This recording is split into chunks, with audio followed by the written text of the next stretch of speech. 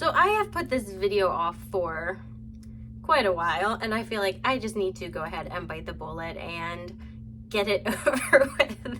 So please be patient with me. This video, I've been putting it off, which means my memory of some of these books is a little sketchy.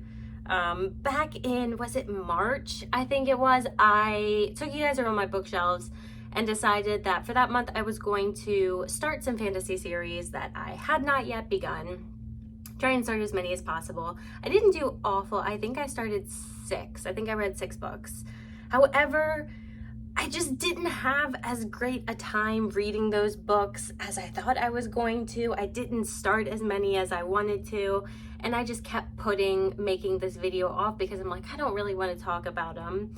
And now, 2 months later, when I have my kind of fuzzy memory of the books, I'm gonna try and tell you guys what they were all about. So, fingers crossed. I still have kind of broad recollections of them, but I hope as I start talking about it, things will become more and more fresh. So first, let's just get into what books I did and did not read. So if you were here that month, I did take you through all these books. I gave all these options and I said I was going to try and read as many as possible. The ones I did not read were House of Salt and Sorrow. I started this, I did not get very far though. Furyborn, Three Dark Crowns, Girls of Paper and Fire, Kingdom of the Wicked, oh, something sticky on there, Queen of the Tearling, and last but not least, Ninth House. So unfortunately, I was not able to get to those. However, I did read Guilty Pleasures, Red Rising, City of Brass, An Ember in the Ashes, ooh, The Diviners, and last but not least, Chain of Gold. Let's talk about these books. I'm not going to go in any particular order. I am going to try and remember what I thought about them. Let's start with this one because why not? This is about Anita Blake. She's a vampire hunter. She has a complicated past with vampires. She is an animator, I think that's what it is called, which means she can bring back the dead. She works with the police often, trying to solve murders, people who were killed. She brings them back so they can reveal that to her so she can bring the killer to justice, blah, blah, blah. This started out, I really enjoyed this when I first started reading it, the first few chapters, and I got really excited because this is like a 30-book series, I think. So I was like, it's always really nice when you find a writer who has a lot of work out there where you're like, oh, I don't have to say goodbye. I've got 30 more books to read. However, it took a bit of a turn. So, long story short, this is a world where vampires exist. They're known. There are like vampire strip clubs, which is where kind of the story begins. There are vampires in the city that are being killed. No one knows who's killing them, why they're killing them. Anita gets blackmailed by some powerful vampires in the city to try and find out who's killing these vampires. And they blackmail her by threatening one of her best friends who turns up for one chapter and then we never hear from again. She is very like, I'm too tough for this world. I've got this scarred past and all I have is like sarcasm as my main defense and this very dry black humor that sometimes is very funny and then just gets very repetitive. It started out great. However, I don't think I'm going to be continuing the series. The mystery just kind of got boring. I didn't like whatever bits of romance they had in it. There were 1 or 2 characters that I enjoyed, but for the most part, I was just ready to put it down. So it was fine. It wasn't awful. It wasn't amazing. It just was. This, City of Brass. I have heard such good things about this book, and I was just really, maybe I had built it up a little bit in my mind. I really did not like this book. I don't think I'm going to be continuing in the series. One of the main reasons is I was so confused. This is such a confusing book. There's all these different groups that are called by all these different names that are allied with all these people who are called by these different names in these different countries, and I didn't understand half the time what was going on. The protagonist, what was her name? I think Nahiri? Nahiri. She's a con artist who lives in Cairo, and yet she's supposed to be this kind of street tough, can't pull the wool over her eyes, and yet she is naive to the point of stupidity sometimes. That's what it seems like, at least to me. She was very inconsistent with her thoughts and her emotions and her motives.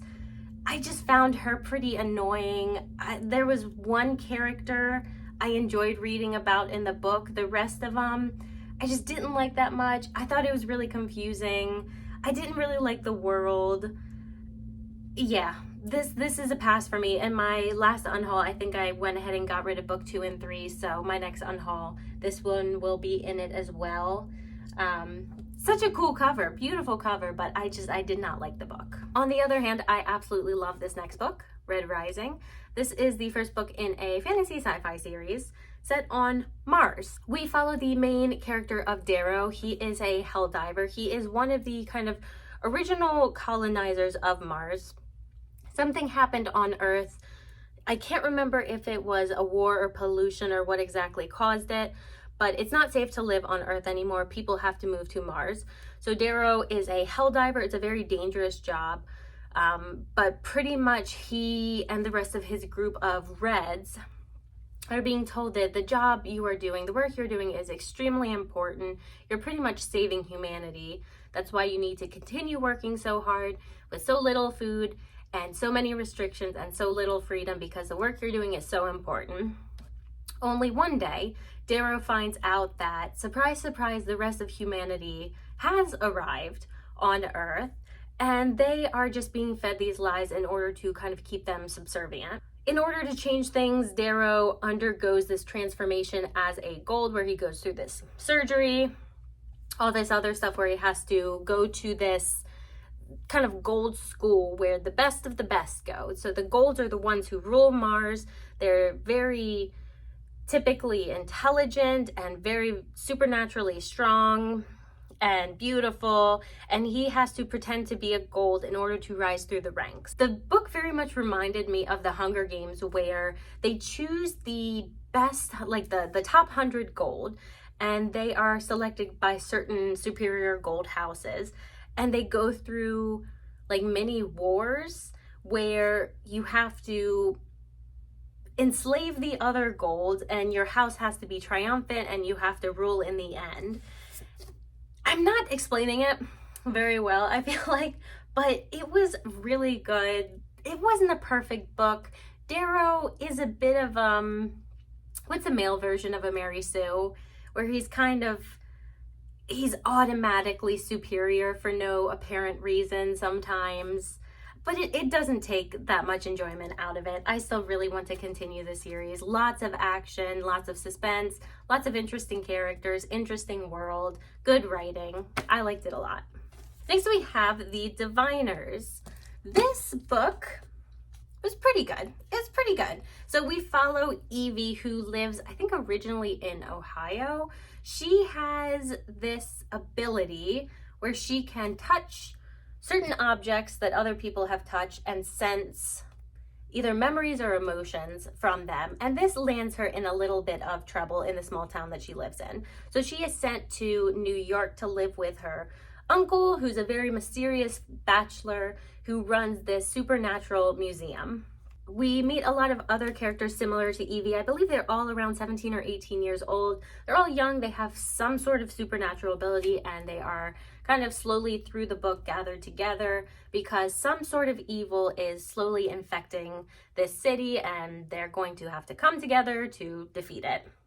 This is set in 1920s New York, so it is very interesting. A lot of the language that's used, it's very much like Flappers and Ziegfeld Girls. I liked reading a lot about that. The main character of Evie, I think she's going to, fingers crossed, mature a lot in book 2 and 3, because she is very immature in this book. She's very self-centered, but I think that's honestly the author just setting the stage for all these changes to happen. At least that's what I hope, because she's kind of annoying in the book. But overall, I really enjoyed the book, and I would like to continue the series. Next we have Chain of Gold by Cassandra Clare. This is not the newest Cassandra Clare series. I think she's got another more recent one out, but this is the most recent one that I've read of hers. I've spoken before how I really liked this author when I was in high school. I went crazy over these series, and I was wondering, because I hadn't read any of her new stuff in a while, and I was wondering if I would get that same kind of feeling, and I didn't. There are definitely things that I read in the book now that I kind of question, or that don't hit me the way that they used to. But I will say Cassandra Clare, she's really good at writing angsty teenage love that doesn't feel angsty.